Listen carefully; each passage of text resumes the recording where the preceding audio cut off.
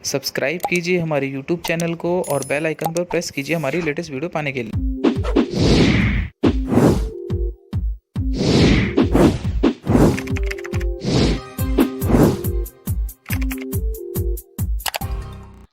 नमस्कार दोस्तों, मेरा नाम है श्रवण और आप सभी का स्वागत करता हूं मैं अपने YouTube चैनल पर। माय डियर स्टूडेंट्स, आज जिस टॉपिक की हम बात कर रहे हैं वो है multiplate clutch, semi centrifugal clutch और सेंट्रीफ्यूगल क्लच। इससे पहले वाली वीडियो में मैं आपसे सिंगल प्लेट क्लच के बारे में डिस्कस कर चुका हूं। अगर आपने वो वीडियो नहीं देखी है तो ऊपर आई बटन पे प्रेस करके या फिर नीचे डिस्क्रिप्शन में लिंक मैं दे दूंगा, उससे प्रेस करके आप वो वीडियो देख सकते हैं। तो चलिए शुरू करते हैं।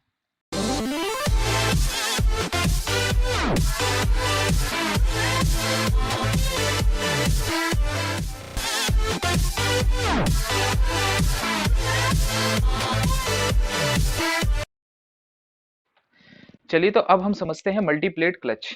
एक्चुअल में अगर आप नाम से ही देखें तो मल्टीप्लेट क्लच, जैसा कि नाम से ही पता चल रहा है कि यहाँ पर प्लेटों की संख्या, मतलब क्लच प्लेटों की संख्या एक से अधिक होती है। इनका प्रयोग उन स्थानों में किया जाता है, उन स्थानों पर इनका प्रयोग किया जाता है जहां पर स्थान कम हो, अर्थात स्थान कम हो और पावर की अधिक आवश्यकता हो, या फिर ऐसी वाहन जहां पर जो अधिक शक्तियों में चलते हो, मतलब जिनको अधिक शक्ति की आवश्यकता होती है, उन स्थानों पर इन प्रकार के क्लचेस का प्रयोग किया जाता है।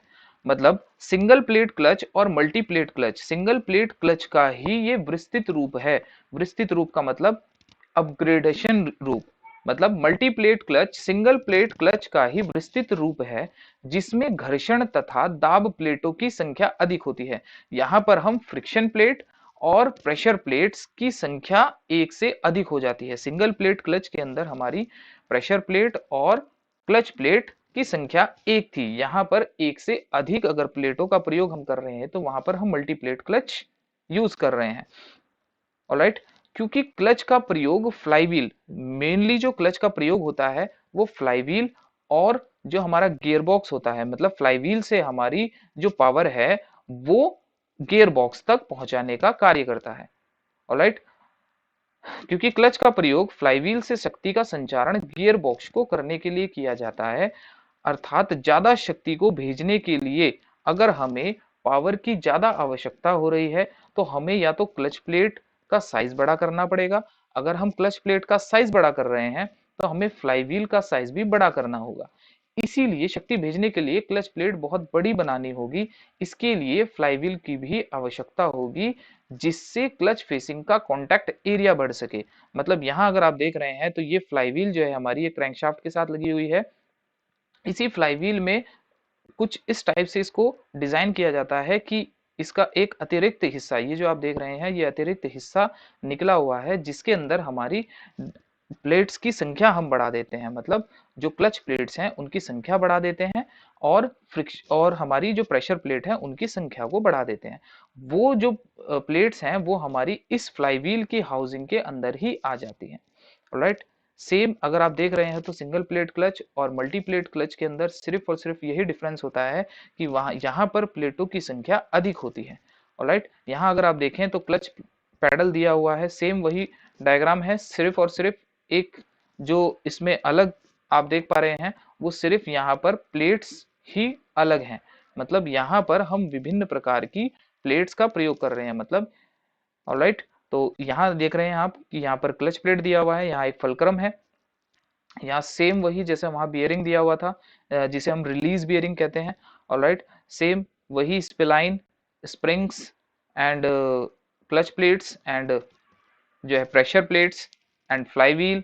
ऑलराइट, तो यहाँ अगर आप देख रहे हैं तो ये मल्टीप्लेट क्लच के कुछ डिटेल्स दिए हुए हैं। यहाँ अगर आप देखें तो ये डायफ्राम स्प्रिंग है, डायफ्राम स्प्रिंग। यहाँ अगर आप देख रहे हैं तो ये हमारी प्रेशर प्लेट्स हैं और ये हमारी क्लच प्लेट्स हैं। ऑलराइट, तो आगे चलते हैं। बेसिकली अगर हम देखें तो मल्टीप्लेट क्लच के अंदर एक बड़ी प्लेट की अपेक्षा छोटी छोटी प्लेटों को लगाकर लगाकर क्लच में प्रयोग किया जाता है, और इन प्लेटों के मध्य दाब प्लेट भी लगी होती हैं। मतलब इन प्लेट्स जो हमारी क्लच प्लेट्स होती हैं उनके बीच में ही हम प्रेशर प्लेट्स भी प्रयोग करते हैं। ऑलराइट, इसमें प्लेटों का एक सेट फ्लाईव्हील के खांचों में सरक सकता है। जैसे कि मैं पहले भी आपको बता चुका हूं कि फ्लाईव्हील में कुछ एक्स्ट्रा पार्ट निकला होता है जिसमें हमारा क्लच प्लेट और प्रेशर प्लेट रेसिप्रोकेटिंग मोशन कर सकता है, मतलब सरक सकते हैं, तथा दाब प्लेटों का भी सेट खांचों में सरक सकता है, जैसे कि आप यहां भी देख रहे हैं। ऑलराइट, इस प्रकार की प्लेटों का मुख्यतः प्रयोग, क्लचों का प्रयोग मुख्यतः भारी वाहनों, जो हमारी हैवी व्हीकल्स होती है, जहां पर हमारी पावर ज्यादा आवश्यकता होती है, वहां पर इनका प्रयोग करते हैं। या फिर स्पोर्ट्स गाड़ियां, जहां पर हमें पावर की अधिक आवश्यकता होती है, जो कि हाई स्पीड्स पर चलने वाली होती हैं, जहां पर हमें पावर की ज्यादा आवश्यकता होती है, वहां पर भी इनका प्रयोग किया जाता है। तथा स्कूटर्स और मोटरसाइकिल, यहाँ पर हमारा स्पेस कम होने के कारण और पावर ज्यादा होने के कारण यहाँ पर भी हम इन प्रकार के क्लचेस का प्रयोग करते हैं, क्योंकि इनकी असेंबली भी छोटी होती है, इसीलिए इन प्रकार के क्लचेस का हम प्रयोग करते हैं। ऑलराइट, तो आगे चलते हैं। नाउ अब आते हैं हम सेमी सेंट्रीफ्यूगल क्लच पर। जैसे कि नाम से ही हमें पता चल रहा है कि सेंट्रीफ्यूगल का अर्थ होता है अभिकेंद्र, अर्थात इस प्रकार के क्लच में क्लच प्लेट और फ्लाईव्हील अभिकेंद्र बल के कारण एंगेज और डिसएंगेज होते हैं। यहां पर अगर आप देखें तो एक स्प्रिंग और एक लीवर की सहायता से हम क्लच प्लेट को फ्लाईव्हील से एंगेज और डिसएंगेज करते हैं। यहां पर स्प्रिंग का प्रयोग हम कम गति, जब हमारे वाहन की गति कम होती है, तब यहां स्प्रिंग के द्वारा हम क्लच प्लेट को फ्लाईव्हील से एंगेज और डिसएंगेज करते हैं। परंतु जैसे ही वाहन की गति बढ़ती है, तो यहां पर जो दिया हुआ लीवर है, इस लीवर की सहायता से हम क्लच प्लेट को फ्लाईव्हील से एंगेज और डिसएंगेज करते हैं। चूंकि इस प्रकार के क्लचेस कम शक्ति पारेषण के लिए निश्चित बल लगाने हेतु पर्याप्त क्लच प्लेटों की आवश्यकता पड़ती है, अर्थात जब हमें कम शक्ति को पारेषित करना होता है, तो निश्चित बल लगाने हेतु हम हमारी जो प्लेटों की संख्या होती है वो पर्याप्त होती है, मतलब कम प्लेटों से भी हम कम शक्ति को पारेषित कर देते हैं। परंतु ऐसी प्लेटें दृढ़ होती हैं, दृढ़ होने के कारण जो चालक होता है उसको क्लच को एंगेज और डिसएंगेज करने में अधिक बल लगाने की आवश्यकता पड़ती है, जिस कारण अगर चालक लंबी दूरी तय करना चाहे, मतलब वाहन से अगर लंबी दूरी तय कर रहा है, तो वह जल्दी थक जाएगा। इसके कारण ही इस सेमी सेंट्रीफ्यूगल क्लच का प्रयोग किया जाता है। परंतु ऐसी प्लेटें अधिक दृढ़ होती हैं, जिससे क्लच को डिसएंगेज करते समय अधिक बल लगाना पड़ता है, जिससे लंबी दूरी तय करने पर ड्राइवर को थकान महसूस होती है, क्योंकि इसमें क्लच प्लेटों के मध्य अधिक दाब होता है, अर्थात यहाँ पर जो प्रेशर प्लेट्स होती हैं, वहां पर जो प्रेशर क्रिएट होता है वो बहुत ज्यादा अधिक होता है। इस समस्या को दूर करने के लिए ही हम सेंट्रीफ्यूगल फोर्स का प्रयोग करते हैं, मतलब इस समस्या के निदान के लिए ही अभिकेंद्र बल का प्रयोग किया जाता है।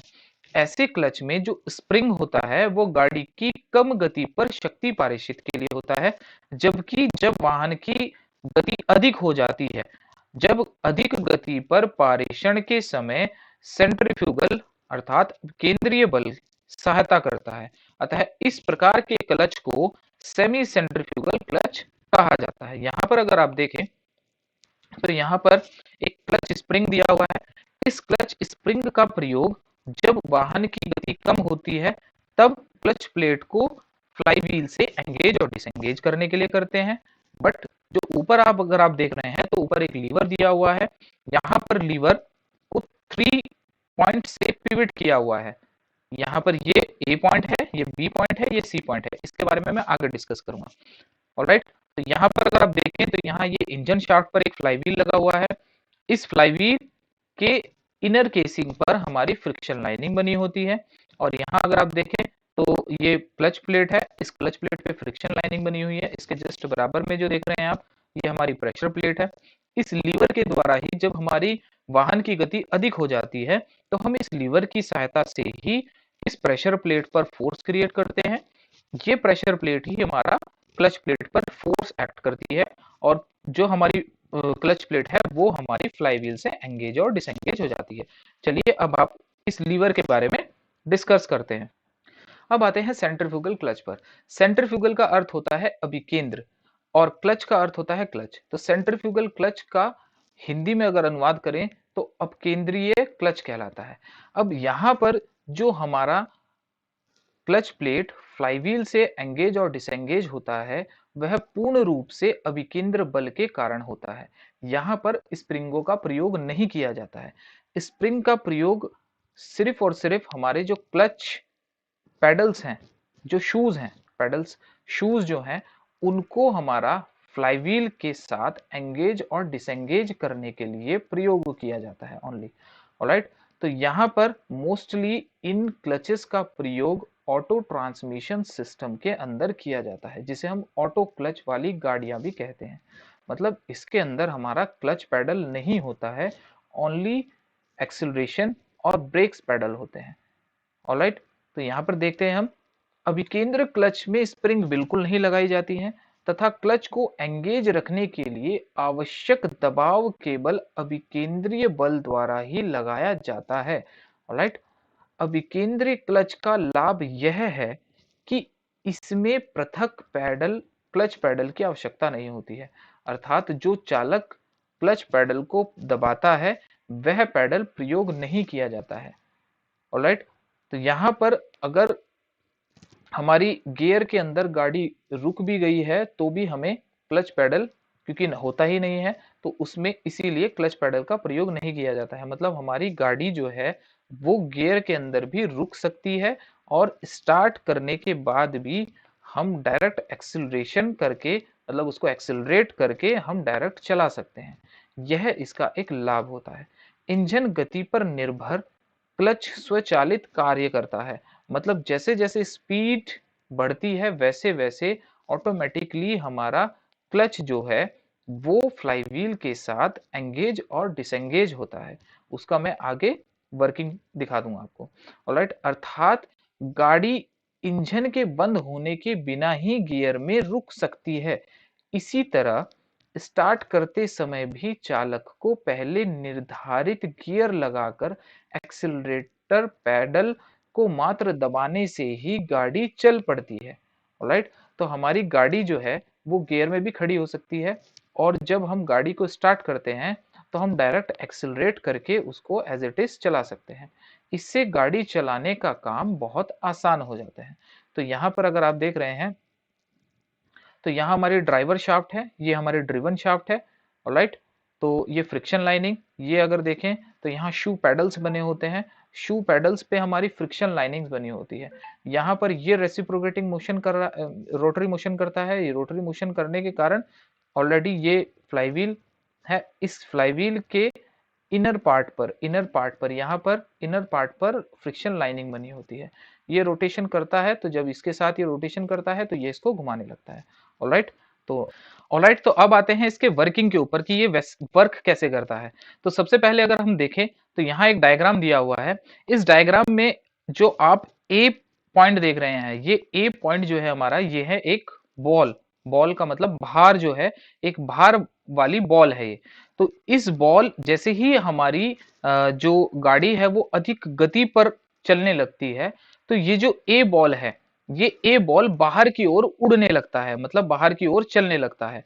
अब इसके साथ अटैच होता है हमारा बी पॉइंट। जो बी पॉइंट है ये हमारा बेल क्रैंक लीवर है।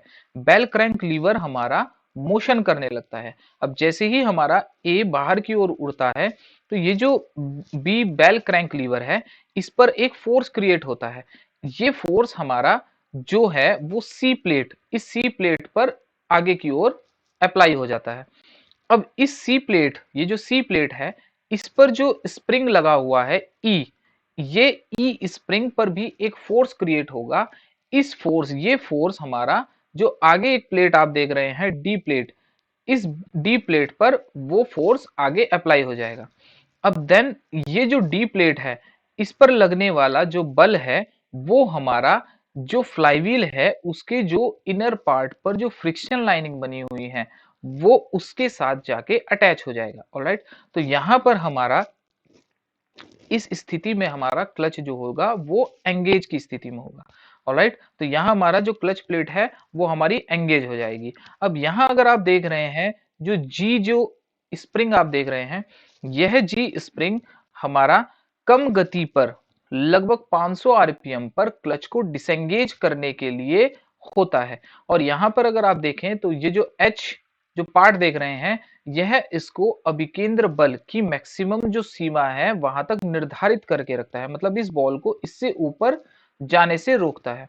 तो जैसे ही गाड़ी की गति बढ़ाई जाती है तो भार ए बाहर की ओर उड़ता है, जिससे बेल क्रैंक लीवर, ये जो बी दिख रहा है ये बेल क्रैंक लीवर है, गतिशील होता जाता है, जो प्लेट सी पर दबाव डालता है। इस बल का संचारण जो स्प्रिंग हमारा ई लगा हुआ है इस तक प्लेट डी पर पहुंचता है। इस तरह से जो फ्रिक्शन लाइनिंग लगी हुई है डी पर, वह फ्लाईव्हील के साथ अटैचमेंट में आ जाती है, जिससे हमारा क्लच एंगेज हो जाता है। ऑलराइट, तो स्प्रिंग का काम जो है वो कम गति जैसे लगभग 500 आरपीएम पर क्लच को डिसएंगेज रखना होता है। स्टॉप जो हमारा दिख रहे हैं ये जो एच है वो अभिकेंद्र बल की ऊपरी सीमा को निर्धारित करता है, मतलब जो सेंट्रीफ्यूगल फोर्स है वह उससे ज्यादा नहीं होगा। ऑलराइट, तो अब आते हैं इसकी वर्किंग एनिमेशन में आपको दिखाता हूं, उससे आप इसको अच्छी तरीके से समझ जाएं। तो चलिए अब हम देखते हैं इसकी वर्किंग एनिमेशन। वर्किंग एनिमेशन के अंदर अगर हम देखें तो यहाँ पर ऊपर जो इमेज दिया हुआ है, यहाँ पर इसकी डिसएंगेज और एंगेज की पोजीशन दी हुई है। तो डिसएंगेज हमारा क्लच जो होगा वो कब होगा, जबकि हमारी वाहन की जो गति है वो 500 आरपीएम से कम होगी, क्योंकि 500 आरपीएम से कम गति के अंदर जो हमारा सेंट्रीफ्यूगल फोर्स होगा, वो हमारा सेंट्रीफ्यूगल फोर्स यहाँ पर लगी हुई जो स्प्रिंग्स हैं उस पर इतना फोर्स एक्ट नहीं करेगा, जिसके कारण जो ये पैड हैं, इन पैड्स के ऊपर जो शूज हैं, इनके ऊपर लगी हुई जो फ्रिक्शन लाइनिंग है वह इस ड्रिवन मेंबर के इनर पार्ट में लगी हुई फ्रिक्शन लाइनिंग के साथ कांटेक्ट में नहीं आएगा। लेकिन जैसे ही वाहन की स्पीड 500 आरपीएम से ज्यादा हो जाएगी तो यहाँ पर जो लगने वाला सेंट्रीफ्यूगल फोर्स है वह इस स्प्रिंग पर होता हुआ इन पैड के ऊपर एक एक्स्ट्रा फोर्स एक्ट करेगा, जिसके कारण ये पैड्स हमारा जो ड्रिवन मेंबर है उसके इनर पार्ट पर लगी हुई फ्रिक्शन लाइनिंग के साथ कांटेक्ट में आ जाएगा, जिस कारण हमारा क्लच जो होगा वो एंगेज की स्थिति में होगा। ऑलराइट, तो ऊपर आप देख रहे हैं डिसएंगेज की स्थिति है, नीचे वाली जो स्थिति आप देख रहे हैं वो एंगेज की स्थिति है। यहाँ पर एंगेज हमारा इस कारण से हुआ है क्योंकि हमारी वाहन की जो स्पीड है वो 500 आरपीएम से ऊपर हो गई है। ऑलराइट, यहाँ पर भी अगर आप देख रहे हैं तो ये वर्किंग दिखाया हुआ है। यहाँ पर अगर देखें तो ये ड्रिवन मेंबर है, ड्रिवन मेंबर के साथ जो स्प्रिंग लगा हुआ है, इस स्प्रिंग की जो आप मोशन देख रहे हैं ऊपर और नीचे की ओर, ये ऊपर और नीचे की ओर मोशन हमारा जब हमारी वाहन की स्पीड 500 आरपीएम से ऊपर हो जाती है तब यहाँ फोर्स एक्ट होता है, जिसके कारण ये पैड, इन पैड्स पर लगी हुई जो फ्रिक्शन लाइनिंग है वो ड्रिवन मेंबर की इनर पार्ट पर लगी हुई फ्रिक्शन लाइनिंग के साथ कांटेक्ट में आ जाता है, जिस कारण से हमारी जो पावर है वो ड्राइविंग मेंबर से ड्रिवन मेंबर तक पहुंच जाती है। ऑलराइट, तो यहाँ पर हमारा जो क्लच है वो एंगेज की अवस्था में आ जाता है। ऑलराइट, तो आई होप सो आपको मैंने तीनों के तीनों जो क्लचेस हैं, मल्टीप्लेट क्लच, सेंट्रीफ्यूगल क्लच और सेमी सेंट्रीफ्यूगल क्लच, ये सभी के डाउट्स आपके क्लियर कर चुका हूँ। अगर किसी भी स्टूडेंट्स का कोई भी डाउट होता है तो प्लीज कमेंट जरूर कीजिएगा। अगर वीडियो अच्छी लगी हो तो लाइक कीजिएगा। अगर मेरा चैनल अभी तक सब्सक्राइब नहीं किया है तो प्लीज सब्सक्राइब कीजिएगा और वीडियो को हाँ ज्यादा से ज्यादा शेयर कीजिएगा। नेक्स्ट जो मेरी वीडियो आएगी वो आएगी हाइड्रोलिक क्लच के ऊपर। और ऑलराइट, आप सभी स्टूडेंट्स का मैं तहे दिल से धन्यवाद करता हूं मेरी वीडियो को देखने के लिए। Thank you very